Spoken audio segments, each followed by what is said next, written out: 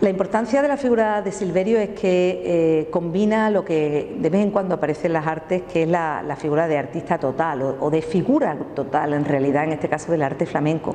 porque combina una condición singular como aventurero, como cantaor, como empresario, como arquetipo del flamenco de la época, porque entonces se mencionaba a Silverio como referenciando el género flamenco en su conjunto.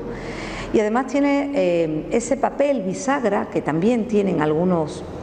personajes de la historia que se sitúan exactamente en el espacio que hay en el puente que hay entre las dos orillas de un pasado en el que el flamenco estaba prácticamente casi recién nacido y el futuro de lo que estaba llamado a ser el arte contemporáneo, el flamenco, que es un arte contemporáneo en realidad, ¿no? Silverio Franconetti tiene una condición además de artista singular, porque es un cantaor que frente a los coetáneos, que son más bien especialistas, se convierte en cantaor general. Cuando acudimos a los documentos sobre cuáles son sus repertorios, encontramos que naturalmente se habla de la seguirilla de Silverio, que sería una variación de la seguirilla gitana, más acomodada quizá a los gustos de los públicos más de masa. Pero después están las rondeñas, está el polo, están las malagueñas, están toda una serie de cantes que nos definen a una figura muy alejada de esas especialidades que caracterizaban a los cantaores de su época. Silverio Franconetti fue en realidad un gran concertista de la voz flamenca, igual que estaban llamados a ser los concertistas de la guitarra en breve plazo. Silverio inicia ese tiempo en el que es capaz de desarrollar un repertorio propio que además ilustra con una voz que debió ser tal vez la de un barítono, muy cercana a voces alejadas de las asperezas y de las características voces maullantes que se describían a lo largo del siglo XVIII, final del siglo XVIII y durante el siglo XIX, como las características de estos cantos populares. Él no habla de flamenco, él dice que la documentación habla de cantos andaluces en la boca de Silverio, y en la voz de Silverio debieron sonar muy cercanos a lo que consideraríamos voces atipladas. Piénsese que Silverio está muy cerca del primer desarrollo de la zarzuela, del género chico, que Silverio está en el espacio en el que está recogiendo del teatro todos esos grandes intermedios a lo andaluz que habían sido la tonadilla y el sainete, y que está integrándolos teatralmente con sus cantes, y todavía llamado cantos, y a la vez Silverio es una figura que renueva también la condición del público, porque frente, como decía, a ese modelo más agreste desde un punto de vista estético de las voces de entonces, él se presenta con una manera de cantar que puede suscitar la aquiescencia de los espectadores, digamos, más elevados, aunque nunca el flamenco fue considerado como una música de élites en aquel momento, como cultura en mayúscula, sino más bien como una música ficta. Esa condición de música baja que todavía tenía el flamenco está por detrás de uno de los comentarios que hace Demófilo cuando escribe su biografía acerca del cantaor. Dice que se negó a aprender música. Se negó a aprender música a pesar de que podría haberse batido con otros especialistas de la voz en los grandes teatros europeos. Estamos hablando, por lo tanto, de una negación de las artes cultas en favor del arte flamenco, que todavía estaba situado en un estrato mucho más diferenciado y bajo de la sociedad. Aparte de esa condición global a la que me refería de la figura de Silverio, existe un aspecto singular que hay que destacar a la hora de ensalzar su papel en la historia del flamenco, y es su condición de empresario. Silverio sistematiza y codifica no solamente un arte que estaba todavía situado en espacios y escenarios muy diferentes y con muy distintas fórmulas estéticas, sino que los localiza en lugares, en escenarios, en situaciones accesibles a unos públicos distintos. En este sentido, yo creo que Silverio está en el centro de la gestión de lo que será, por un lado, la afición al flamenco, y por otro lado, la generación de una serie de artistas que constituyen la flor innata de la edad de oro del arte flamenco. Cuando vuelve de América, después de haber sido Uruguay en el 56, vuelve en el 64 y en el año 70, tiene su primer café, el Café del Recreo, después monta el Café de la Escalerilla, y finalmente el Café de Silverio en la calle Rosario 8, que es una boca calle de la calle Tetuán, es decir, un patrimonio de los escenarios culturales de Sevilla. Después se va a Madrid, finalmente a Córdoba. En el 86 ya nos lo encontramos en Madrid, no como propietario de café o como empresario de café, sino como director de espectáculos de género andaluz, y finalmente también por una serie de asuntos escabrosos que, por cierto, marcaron en general su vida y sus cambios de residencia y de profesión, fallece en 1889, dejando al flamenco prácticamente puesto en bandeja, servido en bandeja, llave en mano, respecto a lo que estaba llamado a ser durante el proceloso siglo XX, y creando ese arte contemporáneo de la fotografía, contemporáneo del cinematógrafo, contemporáneo de la electricidad, del ferrocarril, del fonógrafo y de tantos inventos que hacen de Silverio un industrial del arte en el tiempo de la bien que tardía revolución industrial que se está produciendo en ese momento en Andalucía. ¿Qué consigue Silverio con su café? Con su modo de café, con su modo de café cantante. Dentro de un escenario general de cafés cantantes que hay por toda Andalucía y por otros lugares de España en la época, creo que Silverio lo que matiza es la condición monográfica del café flamenco, un café mucho más especializado en el que anidan digamos las claves básicas de lo que podría llamarse un espectáculo real, un espectáculo formal, un espectáculo cercano a la perfección, digamos, de sus componentes. Por un lado la competitividad artística, por otro lado la relevancia de las figuras que allí anidaron, por otro lado la división social del trabajo y la división técnica del trabajo. Ya no aparecen en el café de Silverio combinadas las distintas modalidades de ejecución, sino separadas en especialistas cantaor, guitarrista, bailaor o bailaora, a pesar de que Silverio fue guitarrista también en sí mismo, lo cual nos recuerda que en aquel momento los cantaores en muchos casos eran una especie de trovadores, ¿no? de cantaores guitarristas que construyeron la música flamenca, no me cabe la menor duda, también haciendo uso de la guitarra como guía armónica y melódica para esos sonidos que se codificaron y que se cerraron en aquel momento, constituyendo el canon clásico del arte flamenco que hoy conocemos. En los cafés de cante de la época,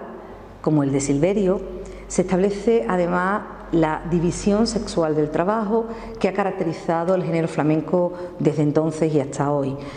Cierto es que, por ejemplo, estaban en muchos cafés, había una miscelánea de ocupaciones y de números que podían incluir pues variedades de todo signo, ¿no? Y sobre todo en la danza todavía, y durante mucho tiempo fueron en paralelo al flamenco, las bailarinas boleras, que eran unas bailarinas mucho más cercanas a la fantasía, a la gracilidad, a la coquetería, frente a lo que van a ser ya las bailaoras flamencas. Las bailaoras flamencas de un canon también que será a la sevillana, no las bailaoras flamencas primitivistas, que trabajaban los juegos de cadera, que generaban esa sensación de voluptuosidad y de sensualidad que podía haber en Granada o que podían haber referenciado los viajeros románticos, por ejemplo, en las zambras de Granada. No, van a ser unas bailadoras caracterizadas por acogerse a un nuevo modelo estético, a un nuevo modelo estilístico, y que van a ser además mucho más numerosas en el conjunto de los elencos que los bailaores. Esa división sexual del trabajo a la que me refiero anida en ese momento de la historia del flamenco. En ese momento, en el café cantante, incluso estadísticamente estamos asistiendo a la feminización del baile y a la masculinización del cante y, por supuesto, de la guitarra, que prácticamente en el café excluye a las mujeres del toque de la bajaní, a pesar de que la mujer había sido representada en condiciones o en situaciones festivas, o incluso en algunos escenarios, y algunas eran guitarristas también, como la propia Cerneta, a la que Silverio empleó, a partir de un determinado momento, a finales del siglo XIX, y salvo excepciones, lo mismo que el cantador flamenco se separa de la condición de guitarrista para forjar esa figura que Silverio también representó, que fue la de cantaor, pareja de un guitarrista que lo acompaña, la mujer Incluso la cantaora queda separada también del toque de la Bajaní, sin embargo no se convierte en guitarrista acompañante por condiciones de la sociedad de la época y por una serie de procesos de transmisión que situaban a la mujer muy fuera de los focos de aprendizaje y de transmisión de la guitarra de la época. Sin embargo, esto no tiene efecto solamente a nivel estadístico, tiene también efecto a nivel del imaginario colectivo que se crea en torno al arte flamenco. El arte flamenco va a ser representado y simbolizado a partir de entonces por una mujer bailaora, por una mujer muy icónica, y la figura del cantaor va a estar mucho más vinculada a la figura masculina, y masculinos fueron, como digo, mayoritariamente quienes representaron el cante flamenco en la época de Silverio. Silverio contrató a cantaoras, ya mencionó a la Cerneta, la Parrala, contrató a bailadoras como la Mejorana, pero sobre todo lo que entonces eran las grandes figuras del cante, Chacón, etcétera, eran hombres. Y solamente ya a principios del siglo XX, la Niña de los Peines quizá es la mujer que pueda hacer frente como caso único, y así lo mencionaba también Fernando de Triana, a esos grandes titanes del cante flamenco que habían ocupado el tiempo de Silverio Franconetti. Esa división sexual del trabajo que se establece en los cafés cantantes tiene también efecto en lo que hoy llamaríamos, desde la perspectiva del siglo XXI, la brecha salarial. Hay un libro de Rafael Pareja de Triana, que es un cantaor de la época, que menciona lo que se ganaba en los cafés cantantes del momento, y me he encargado yo de anotar y de diferenciar, por ejemplo, las retribuciones que tiene Antonio Chacón, don Antonio Chacón, que cobraba 30 pesetas diarias, era la máxima figura del cante, y sin embargo la máxima figura del baile de entonces, que era seguramente Juana la Macarrona, cobraba 12 pesetas.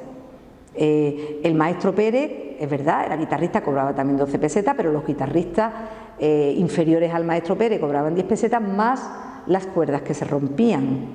Las mujeres, las bailadoras de segundo nivel, cobraban entre 4 y 10 pesetas, pero nadie habló nunca de qué tenían que hacer con los tacones que se rompían ni con los vestidos y los trajes que se les desilvanaban. Por lo tanto, esa brecha salarial es un efecto más de esa masculinización del arte flamenco que ha existido, sigue existiendo, por más que haya negacionismos continuos respecto a la cuestión, y que está incluso documentada.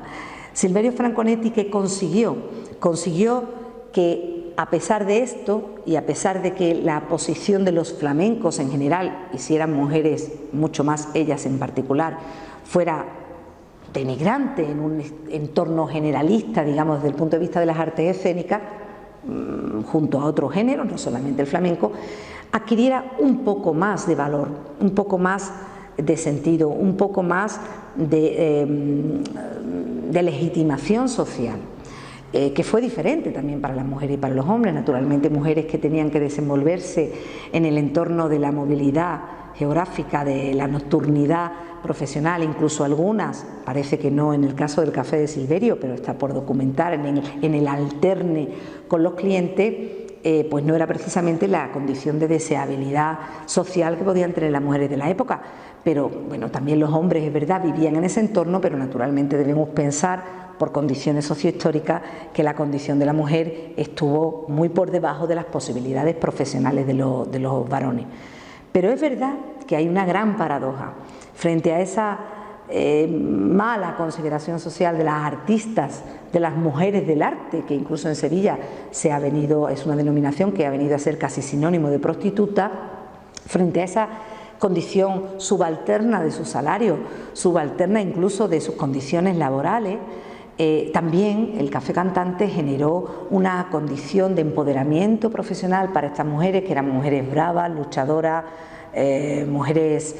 con mucho, vamos a llamarlo, brío profesional y personal en sus vidas. No hay más que leer las biografías de la época. Consiguió, como digo, catapultarlas a un éxito, bien que a nivel local, ¿de acuerdo?, o a nivel de los entendidos o la afición del propio género, pero que estaba muy lejos de la condición privada, doméstica, familiar, exclusiva que tenían las mujeres del momento. Silverio abrió un extraordinario campo de posibilidades profesionales. Silverio cerró un canon estético y estilístico para el arte flamenco. Silverio apostó por una empresa, por una condición empresarial casi industrial del arte muy propia de estos finales del siglo XIX, y Silverio se marchó dejando su nombre como el ejemplo arquetípico, como la metonimia del flamenco en su conjunto, tal y como también se establece en la documentación de la que disponemos. Por lo tanto, Silverio tiene que estar en la imagen, en la retina de todos quienes amemos la cultura andaluza, de todos quienes tengamos el respeto al flamenco que otros que nos precedieron no le otorgaron. Tenemos una deuda con él y esa deuda es icónica o iconográfica y es también económica de una manera muy sencilla, una contribución pequeña, un fondo al que todos podemos contribuir para crear ese monumento que debería haberse erigido en esta provincia de Sevilla a finales del siglo XIX y que un siglo y un cuarto de siglo después estamos intentando reclamar como parte del patrimonio debido y del respeto debido al cante flamenco. Así que os animo a todos a contribuir y a participar.